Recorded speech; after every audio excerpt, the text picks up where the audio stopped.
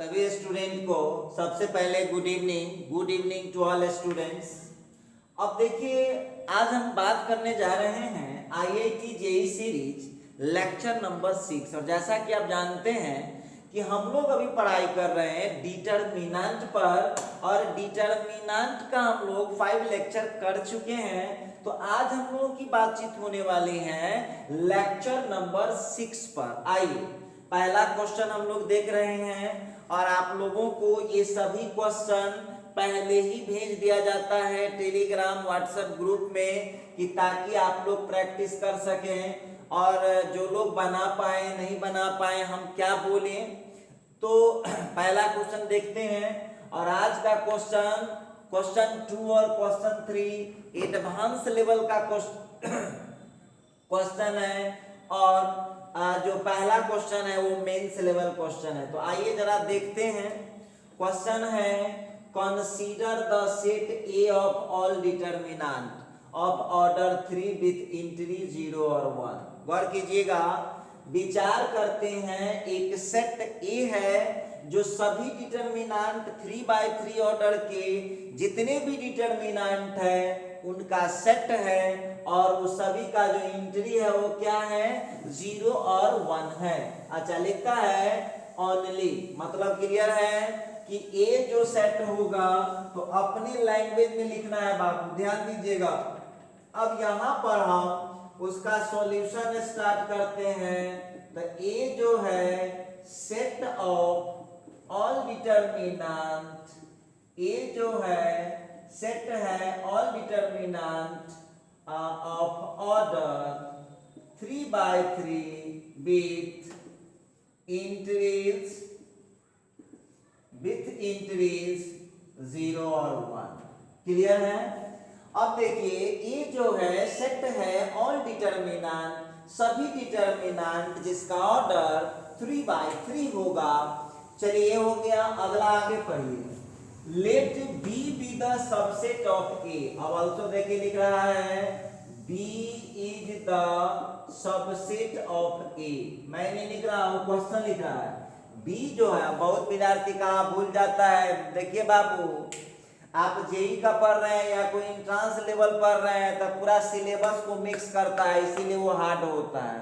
Syllabus mix नहीं करता तो इसमें और बोर्ड में अंतर क्या रह जाएगा।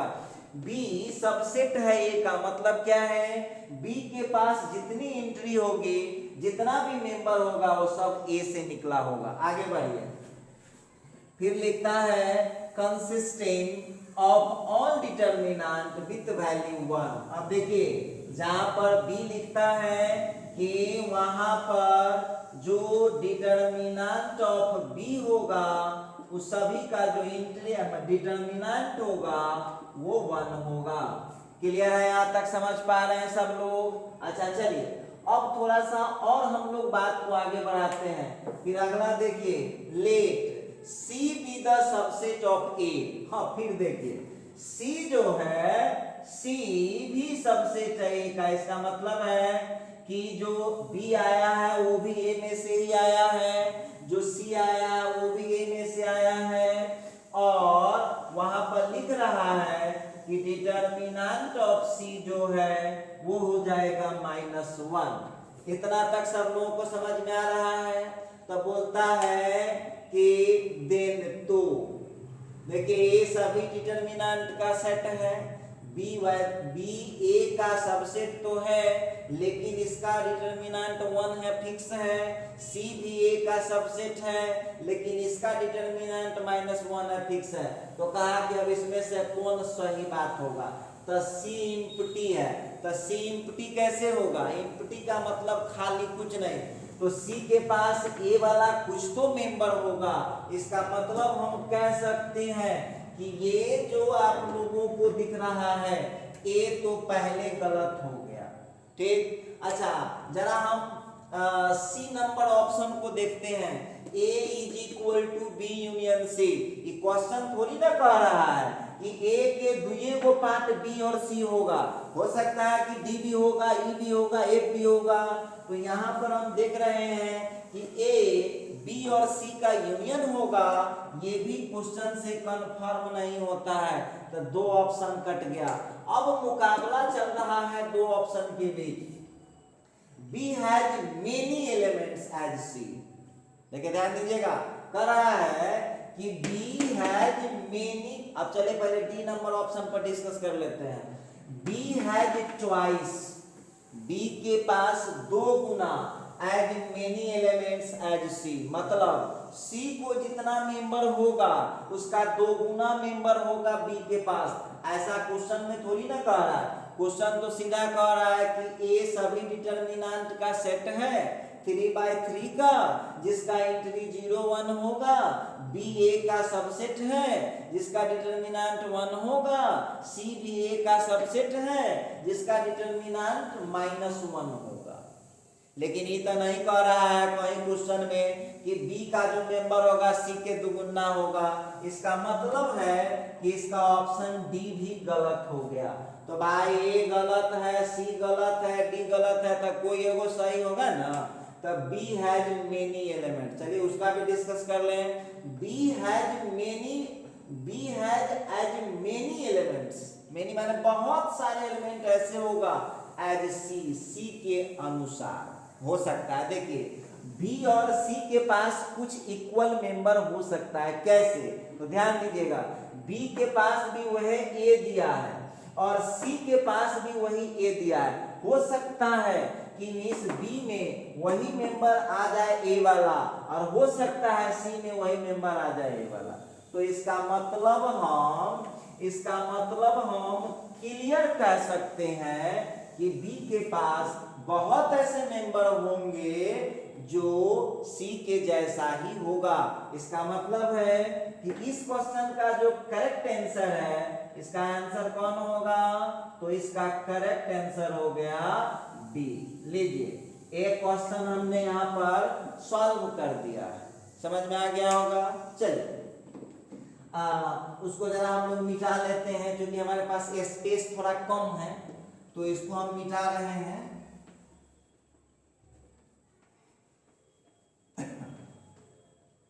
देखिए सबसे पहली बात तो बहुत विद्यार्थी को टीचर लोग कंफ्यूज कर रहा है। आधा घंटा 45 मिनट यदि पढ़ लेने से एंट्रेंस लेवल का भी प्रिपरेशन हो जाता है बाबू, तो कर लीजिए। क्यों? क्योंकि 12th कर लेने के बाद आपके अंदर ये जोश उमंग नहीं रहेगा, आप अपने मकसद को बदल सकते हैं। इसीलिए पढ़ लीजिए, नहीं तो बहुत पछताइएगा। मेरी बात मानिए आप, नहीं तो बहुत पछताएंगे आप।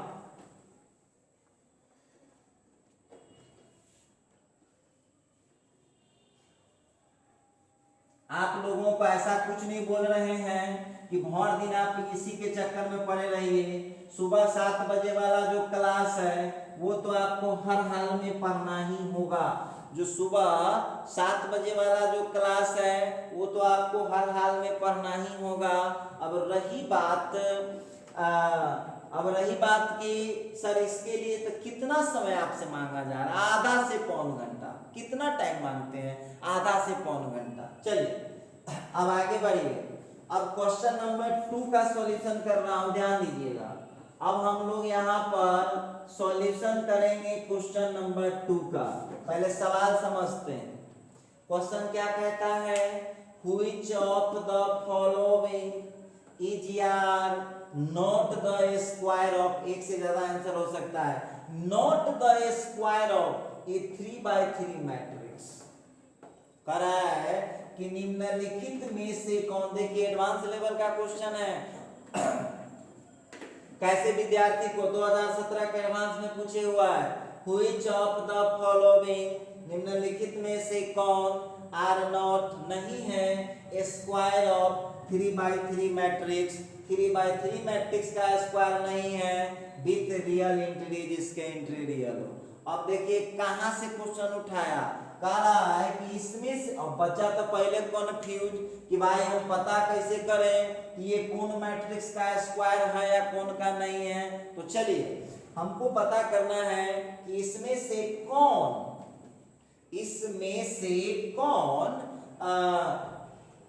किसी मैट्रिक्स का स्क्वायर नहीं है। तो आप लोगों को हम इसके लिए थोड़ा सा समय लेंगे, एडवांस लेवल क्वेश्चन है, थोड़ा नजरें जमा के रखिएगा। अब आप लोगों को यहाँ पर डिसाइड करना है कि हम कैसे डिसाइड करें। देखिए, कभी भी कोई क्वेश्चन हार्ड नहीं होता है, कोई क्वेश्चन इजी नहीं होता है। जहां तक हमारा अप्रोच आसानी से पहुंच गया वो क्वेश्चन जो है वो इजी हो जाता है, और जहां तक हमारा अप्रोच नहीं पहुंचा वो क्वेश्चन हमारा हार्ड हो जाता है। देखिए क्वेश्चन क्या बोल रहा है, Which of the following is not the square of 3/3 matrix. अब सबसे बड़ी बात है कि देखिए जेई का IIT जेई का एडवांस लेवल क्वेश्चन है, तो इतना जल्दी इंजीनियर आपको साइंटिस्ट नहीं बना देगा। आपके दिमाग का लेवल टेस्ट करेगा कि विद्यार्थी का माइंड लेवल कहां तक ये थॉट करता है। देखिए ध्यान दीजिएगा, अब मैथ में कोई ऐसा टॉपिक ही नहीं है जहां ये टेस्ट करना सिखाया गया है कि हम कैसे चेक करें कि ये मैट्रिक्स किसी मैट्रिक्स का स्क्वायर हो सकता है या नहीं हो सकता। तो चलिए, तो आप विद्यार्थी कहा कि सर कैसे हम लोग पकड़ पाएंगे, आप तो टीचर हैं तो आप कह रहे हैं कि सर इस तरह से बन जाएगा, हम तो स्टूडेंट हैं सर बताइए। देखिए सबसे पहली बात तो एडवांस लेवल है या मेंस लेवल है या बोर्ड लेवल है, ये आपको दिमाग में कभी नहीं रखना है। सबसे पहले तो दिमाग में ये रखना है आपको कि क्वेश्चन का अप्रोच, कोई क्वेश्चन हार्ड ही नहीं होता है, सब क्वेश्चन सस्ता होता है और सब क्वेश्चन आसान होता है। अप्रोच जहां तक मिल गया वो हो गया। जहां देखिए कोई भी चीज है, यहां से मुंबई जाना है, थोड़ी सी बात समझिए, मुंबई जाना है, पूरा ट्रेन जान रहे हैं, बस जान रहे हैं, कहां से कहां जाएंगे तो पहुंच जाएंगे, तो पहुंचना आसान है, और यदि ये पता नहीं है तो मुश्किल है। तो सेम कहानी होता है क्वेश्चन में, उसको तक पहुंचने का लिंक हमको पता है तो क्वेश्चन आसान है। तो IIT जेई वाला या कोई एंट्रेंस लेवल या क्या करता है, वो पहुंचने का रास्ता गड़बड़ कर देता है। तो आइए अब हम बात करेंगे कि कैसे पता लगाएंगे। तो चलिए एक छोटा सा बात करते हैं। हम लोग यहाँ पर मान लेते हैं कि ए कोई मैट्रिक्स है जो किसी का स्क्वायर है। थोड़ा ध्यान दीजिएगा, ए कोई मैट्रिक्स है जो किसी मैट्रिक्स का स्क्वायर है। अब हमको पता करना होगा, हम पढ़ रहे हैं डिटरमिनेंट। तो चलिए भाई डिटरमिनेंट कीजिए। तो डिटरमिनेंट ऑफ ए, देखिए मिल गया लिंक आपको। इसका मतलब क्लियर है कि कोई भी मैट्रिक्स किसी मैट्रिक्स का स्क्वायर तभी हो सकता है जब उसका डिटरमिनेंट पॉजिटिव हो। देख लीजिए ध्यान से, यहां गौर कीजिएगा।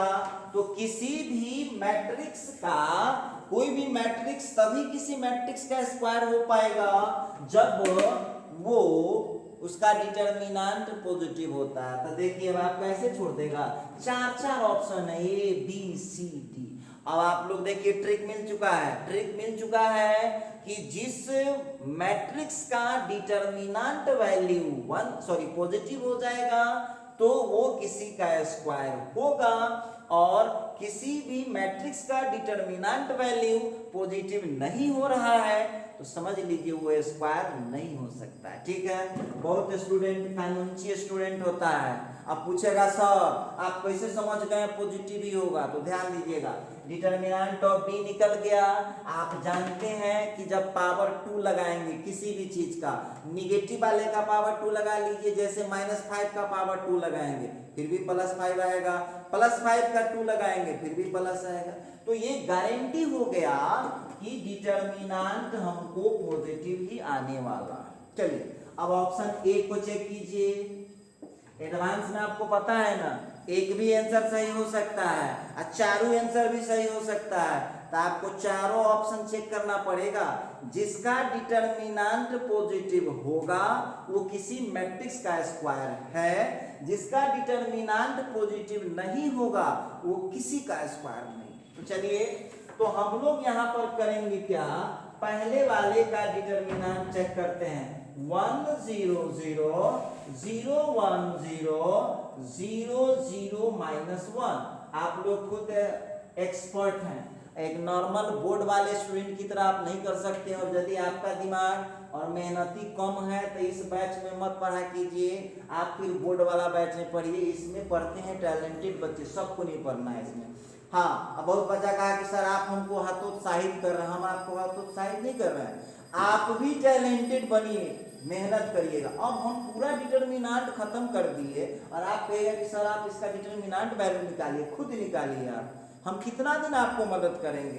तो इसका वैल्यू आपको -1 आएगा, ये -1 आएगा, क्या हो गया, निगेटिव। इसका मतलब क्लियर है, नॉट स्क्वायर, ये स्क्वायर नहीं हो सकता है।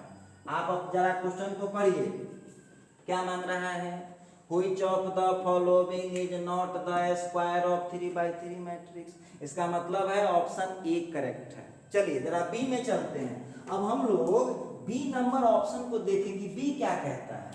बी नंबर ऑप्शन को देखिए, यहाँ आ गया है डिटर्मिनेंट ऑफ 1 0 0 0 -1 0 0 0 -1। जरा इसका डिटर्मिनेंट कीजिए। आप लोग सब लोग एक्सपर्ट हैं, तब झूठ के हमको क्यों परेशान कीजिएगा।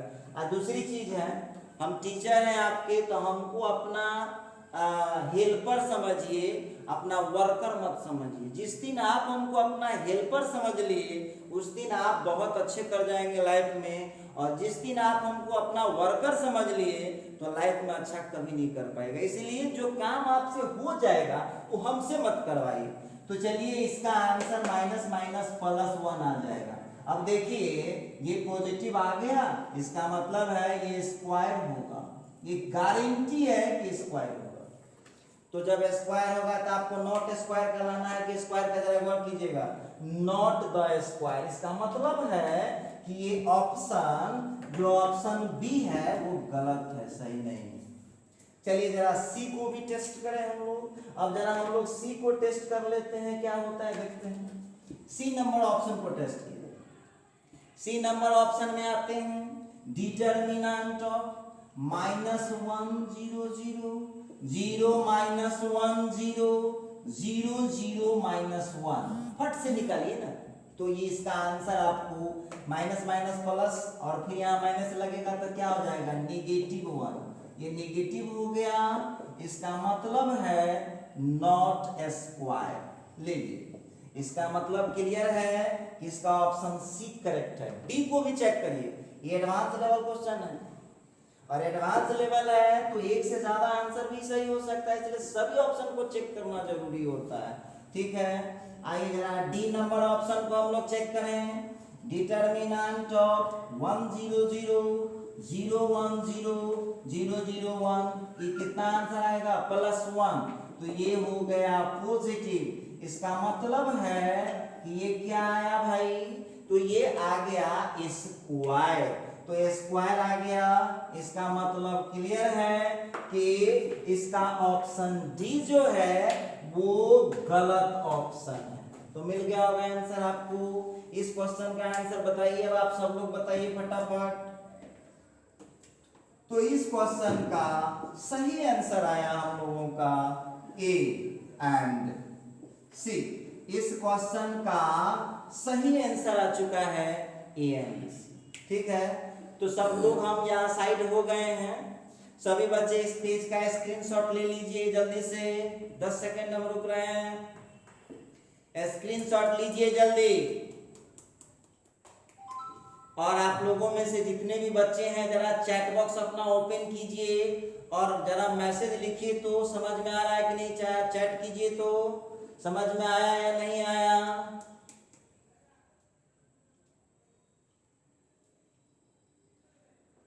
चलिए बहुत इजी था, एडवांस लेवल क्वेश्चन हम यही बोलेंगे, क्वेश्चन कोई हार्ड नहीं होता है, थोड़ा सा सावधानी से बनाइए।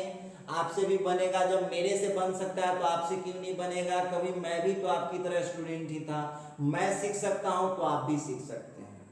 चलिए तो इसको अब मिटाते हैं बस।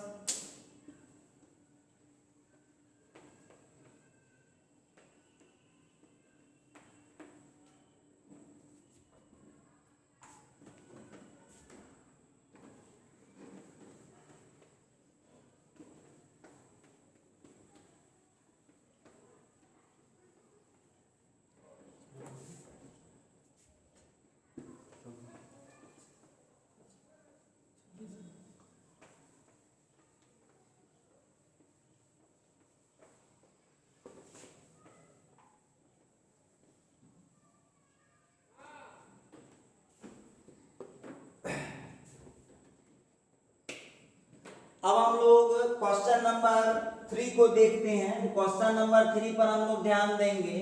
तीसरा क्वेश्चन क्या कहता है, ये भी एक एडवांस लेवल का क्वेश्चन है। आइए जरा इसका हम लोग सॉल्यूशन करें।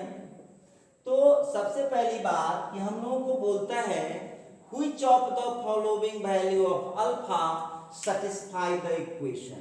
ठीक, तो आप लोग ऑब्जेक्टिव बना रहे हैं कि सब्जेक्टिव बना रहे हैं? ऑब्जेक्टिव बना रहे हैं तो उतना ही स्टेप लिखेंगे जितना जरूरी है।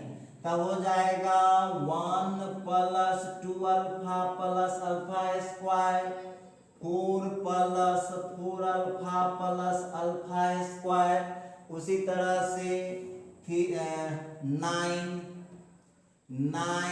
Plus 6 alpha plus alpha square.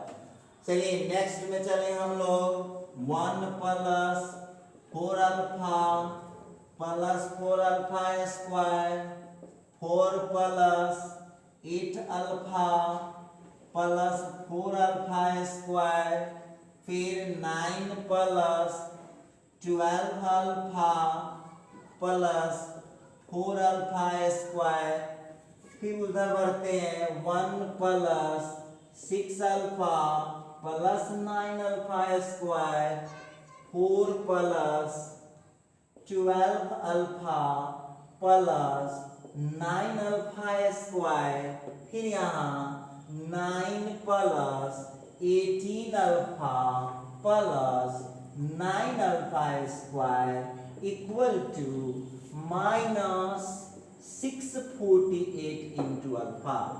तो चलिए यहाँ पर हम लोग थोड़ा ध्यान देंगे, बहुत छोटा क्वेश्चन है तो एडवांस लेवल का। देखिए अब ये जो क्वेश्चन है ये दो डिटरमिनेंट में मल्टीप्लाई हो जाएगा। अब बहुत स्टूडेंट कहा कि सर कैसे हम दिमाग लगाएंगे, आप तो टीचर हैं, सब पढ़े हुए तो आपको पता चल जाता है, हम तो इस पर। देखिए दूसरी बात है, और हमारा मेन काम भी यही है, हम जो सीखे हैं वो आपको सिखा रहे हैं। हम क्या जानते हैं उससे क्या मतलब है, हम कितना बढ़िया आपको सिखाते हैं किससे मतलब है। ध्यान दीजिए आप लोग, ये दो डिटरमिनेंट का मल्टीप्लिकेशन है। कैसे लिख पाएंगे, ध्यान से देखिए। पहले कॉलम वाइज देख लीजिए, कॉलम वाइज गौर से देखिएगा। कॉलम वाइज तो देखिए, कॉलम वाइज में ये आपका फर्स्ट कॉलम में क्या रहा है, 149 149 149 दिख रहा है हर जगह, तो 149 आ गया। ठीक है, अब जरा ध्यान से देखिए आप लोग। अब सेकेंड कॉलम को गौर से देखिए, 2 सब में कॉमन है, देख लीजिए ध्यान से। 2 सब में कॉमन है तो 2 यहाँ से कॉमन हटाएंगे तो सीधे अल्फा होगा, यहाँ 2 कॉमन हटाएंगे तो 2 अल्फा होगा, यहाँ 2 कॉमन हटाएंगे तो 3 अल्फा हो जाएगा। क्लियर है। अब ये थर्ड वाले में कुछ कॉमन नहीं है, सीधा 1 है, alpha square alpha square alpha square, ठीक, इनटू। अब आप रो वाइज मिला लीजिए, तो रो वाइज मिला लीजिए। फर्स्ट टर्म को लेते हैं तो 1 1 1। अब देखिए चूंकि अल्फा यहाँ ले चुके हैं तो यहाँ केवल आपको डिजिट लेना होगा। फिर अब हम लोग करेंगे क्या, सेकंड को मिलाते हैं तो 2 4 6 हो गया, थर्ड को मिलाते हैं तो 149 हो गया, इज इक्वल टू है माइनस 648 इंटू अल्फा। अच्छा एक बात बताइए, अब आप लोग बताइए, अब हमको क्या ना परेशान कीजिएगा। इसको आप इजीली तोड़ सकते हैं, इसको आप इजीली तोड़ सकते हैं। अब इसको आप लोग फटाफट कैलकुलेशन कर लीजिए, ठीक है। कैलकुलेशन करते जाइए तो अल्फा स्क्वायर का, अल्फा का जो वैल्यू आएगा वो आप लोगों को 3 वैल्यू आएगा, 0 आएगा और प्लस माइनस 9 आएगा। तो प्लस माइनस 9 आपको ऑप्शन में दिया हुआ है। अब बहुत विद्यार्थी जानते हैं, कानूनी स्टूडेंट अब हमसे क्वेश्चन करेगा कि सर आप कैसे लिख दिए, तो बोले ना आपको किसी को शक हो या कोई सीनियर टीचर है या कोई आपके घर में पहले से मैथ कहता है कि हम बहुत मैथ जानते हैं, तो उस महाशय को बोलिए कि इस डिटरमिनेंट को फाइनल तोड़िए और इस दोनों को तोड़ के गुणा कीजिए, दोनों सेम नहीं आएगा तो आप हमको कंप्लेन करिएगा और हमारे व्हाट्सएप पर आप मैसेज कीजिए, चाहे यूट्यूब पर कमेंट कीजिएगा। ठीक है, करिए, सब जांचा हुआ है। एक बार कॉलम वाइज मिला लेंगे, एक बार रो वाइज मिला लेंगे, हो गया मल्टीप्लिकेशन तो डिटरमिनेंट का। कर लीजिए, तो आपको दो आंसर आएगा, एक आंसर तो 3 आएगा, 0 प्लस 9 माइनस 9, लेकिन 0 आपके ऑप्शन में नहीं है, तो आपका आंसर हो जाएगा प्लस 9 और माइनस 9। तो आप लोग जो है टेलीग्राम चेक किए होइएगा, व्हाट्सएप चेक किए होइएगा, ये सभी क्वेश्चन आप लोगों को दे दिया गया था पहले ही, बनाते रहिए। अब हम इस लेक्चर को इसी जगह खत्म करते हैं। हमारी आपकी मुलाकात होगी अब, लेकिन अब होगी मुलाकात अगले लेक्चर में। आज के लिए बस इतना ही। तो सभी बच्चों को गुड नाइट, मिलते हैं अगले लेक्चर में।